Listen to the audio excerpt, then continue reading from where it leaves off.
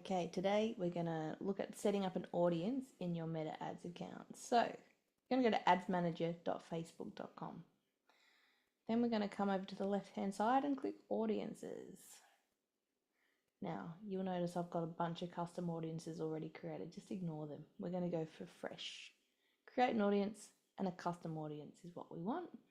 I'm going to click Video because we just run a video views ad. Next, we're going to choose an engagement type. Now, you want someone that's seen a lot of your video. Might be 50%, might be 75%. I'm going to go with 75. So for me, I'm going to call it VV 75%. And then I'm going to select which video I want to use. Now, for me, I've been doing a lot of organic content lately, and I manage a few artists' accounts. So let's make sure we've got the right account. Now, that's one video. That's the same video that we ran the video views ad on. Now, they don't have very many views because I haven't run video views campaigns on these. But what will happen is if you do have a video that you've run a video views campaign on, you might say 10,000, 20,000, 30,000 video views, okay?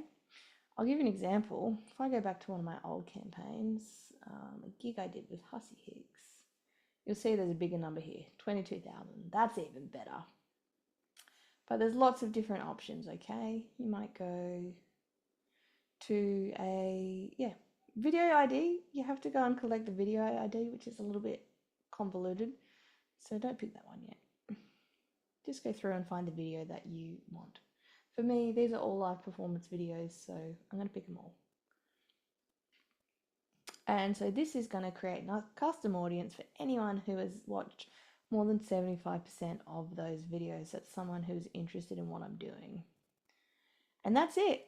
Now that lives here. You can see this audience. It's going to take 24 hours for that to become available for me to use in a retarget. And we'll get into that in the next video.